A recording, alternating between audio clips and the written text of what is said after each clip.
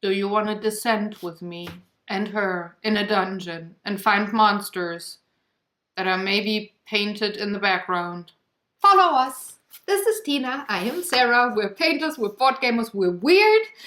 And we like to spend our time painting board game experiences that we had when playing certain games. Today it's the awesomely awesome pun of the beginning. It's Descent.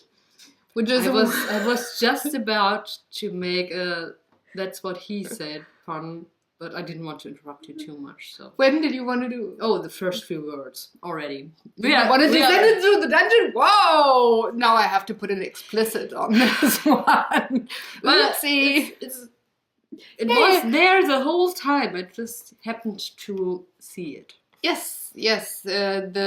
The game definitely comes with a couple of innuendos. At least that's what we experienced. I didn't show it to you yet. I'm so sorry. This is the game. It's a wonderful game for 2 to 5 players that are 14 years and up. For about 2 to 3 hours, you need to have a device that can play an app. If you want to play totally co-op, and you can see in the iCards up above, there's a link to Hobby and I talking about the game on Gamers Coach.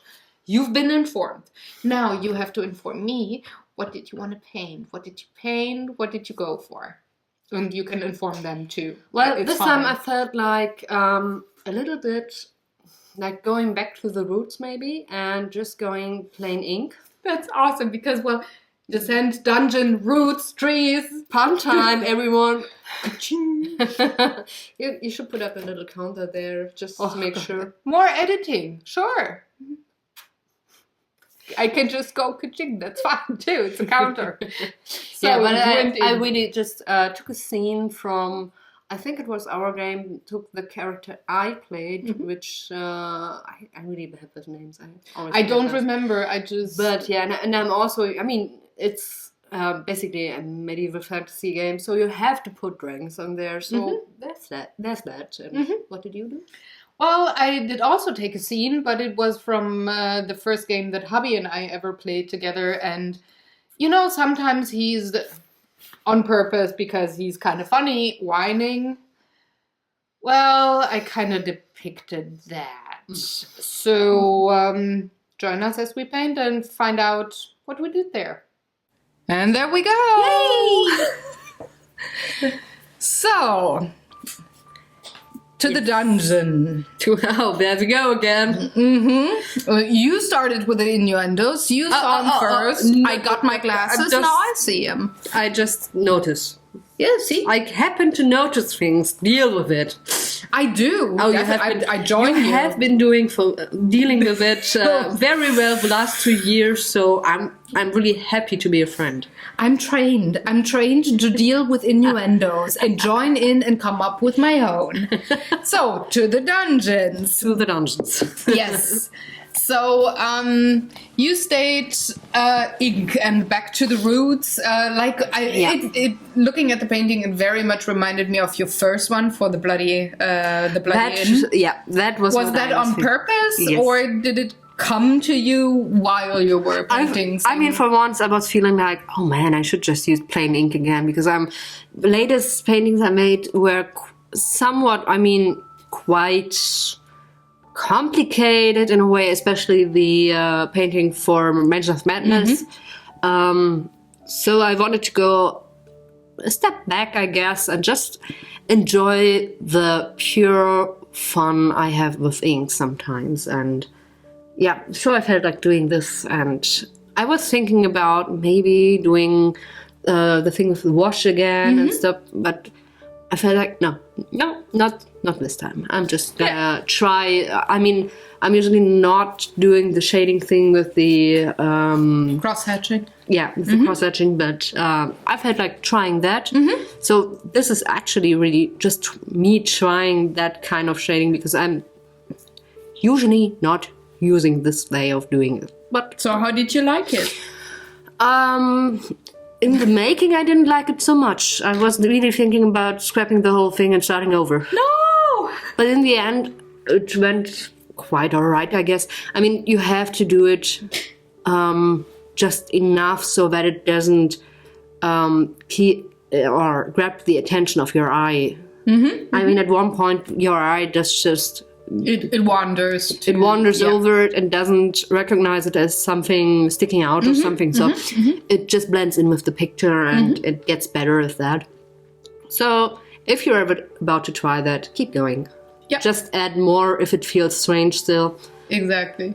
I find it most difficult when I have bent curves to then have the crosshatch also bend and be really... Yes. Usually I have line work done rather with the scribbly lines rather fast, but with this crosshatching it's more like slow. So I always have to pace myself. Yeah, which is really. totally weird. It absolutely looks like you're just really going fastly over it and doing it really quickly, but no, you aren't. You take your time for that and pick the direction you want to go in or need to go in, and you need to go to different directions depending on the shade you have, and it's an interesting thing, and we are having an episode coming up, and I hope I'm not telling too much about it with the topic of comics involved.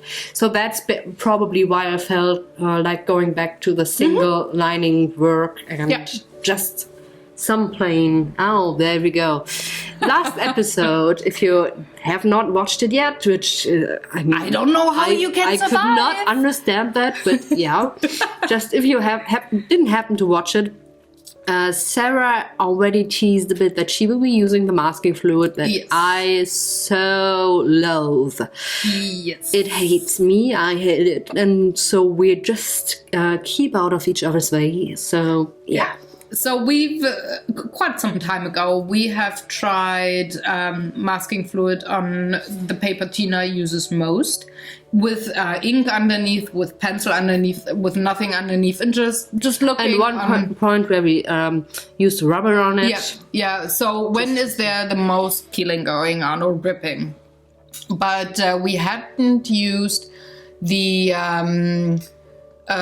mixed media paper that I'm this time painting on, and there was a tiny smidge of ripping going on, but just at the when it's the right side up, the right eye on the top of the lid of that monster in the background, and otherwise nope. It did really go off well. So it has a stronger surface, I guess. It's a bamboo fiber paper. Yeah, bamboo is like a magical thing in the crafting world, I guess. Yes. So I don't know if it's because of that exact paper or that just everything came together. I don't know, but maybe there's a chance for you to give it a try on that particular masking mixed If we ever paper. find a game to draw that I don't really care about, I might be trying. Just kidding. Oh shit! Just kidding, folks. See her face. No, honestly, we only draw games here that we really had fun with, and kind of. I'm gonna let you paint my grocery list, and that would be the test painting. That would be interesting to paint. Oh god! Oh wow! Unbelievable. And there you go, peeling. Yes, rubby. I mean, it's kind of, with peeling that gum stuff off is kind of like, oh man, I want to do that. I feel that's like something. Yeah, how certain right? people have that urge to do such things. I'm one of those people. And I'm honest about that. I really, I don't care if you judge me for it. Don't judge me. But that's really the thing about it. So, but you also went with ink. I was just wondering if you were using the Kuretake, but no, it's the same Schminke watercolors and ink. I was wondering because the black looked like really, really dark, which is even for the Kuretake, which are really a strong brand of watercolor painting, is not easy to achieve. No, it's just for underneath the eyes, there's a tiny bit of water in the brush, but upwards of the eyes, it's just solid black ink, no water in the brush. Interesting. and having rather a lot of it. I like that. I mean, I'm kind of a dark person, if you didn't know so far, but yeah. I just realized this is so meta.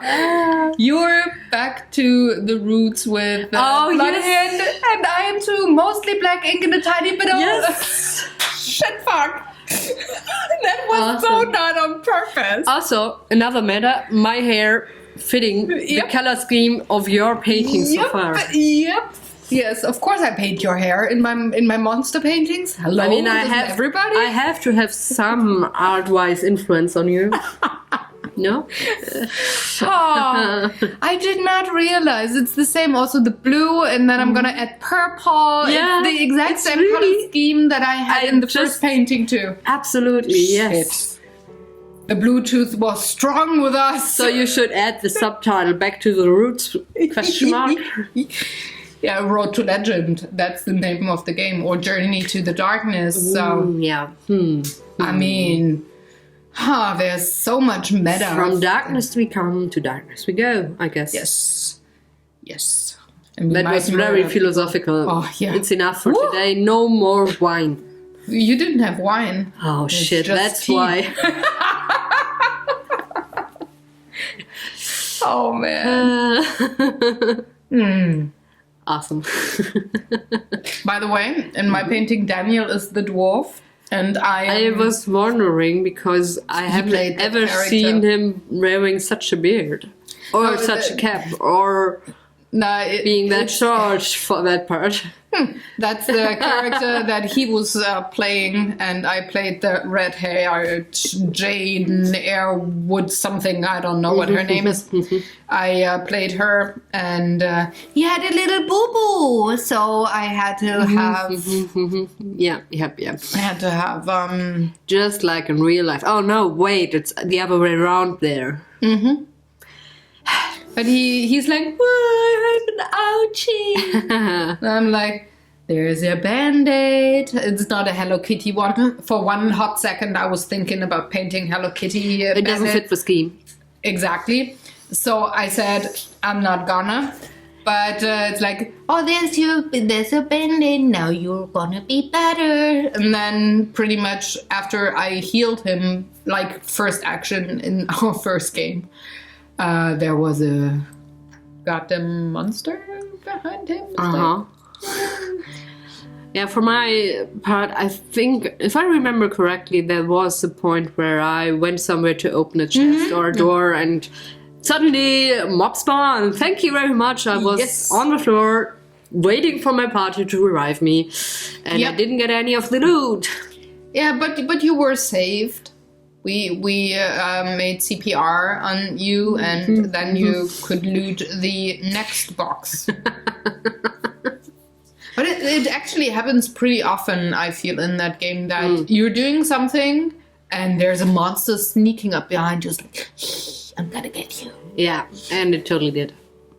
Yes. And I wasn't even sure if I really remembered correctly, honestly. No, I do remember that game where you were, going first into the darks of the dungeon, and then we had to do CPR on you. So, by the way, you took 46 minutes, and I took 89, just because I didn't say it in the... What?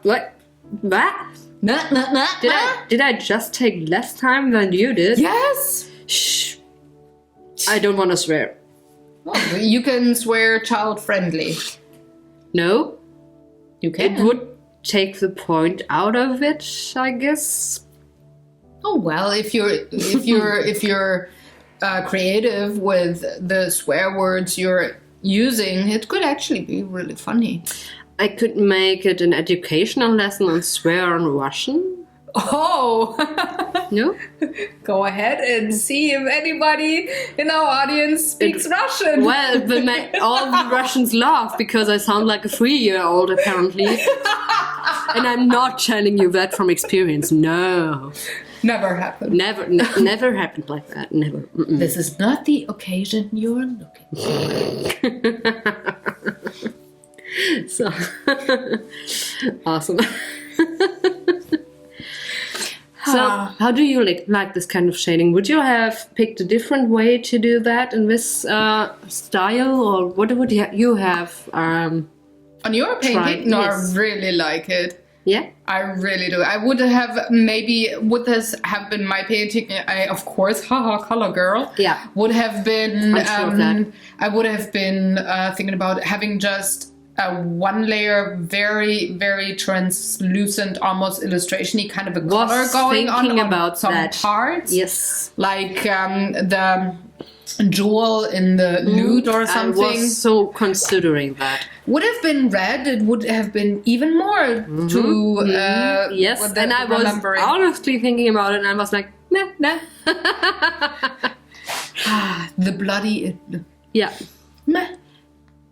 If you feel like it, you should go back to that video as well and watch the bloody inn. Yes, we've come a long way from back then. Do you want to rewatch it? I mean, laugh about ourselves? Why? I mean, it was yes, but we should definitely watch it after this video is voiced over, just to hear the difference between then and now. Man, almost 50 episodes. I was even more awkward back then. We were never awkward. I'm so camera awkward, and I know that, guys. I know it. I've never mentioned it, but I'm aware. But and I'm sorry. No. Yes, I'm sorry. Come on. I think it got a little bit better. But a little bit, a huge bit. It's amazing. I mean, I don't look like a moving puppet anymore, so no. Yeah, there's that. So no. But you know, that's learning too. I mean, I actually think it's adorable. So we're definitely gonna watch the bloody end once we're done. Need more alcohol. In like 1.5 minutes, we're gonna watch it just for the giggles. You get more tea, but no alcohol. Oh my. No.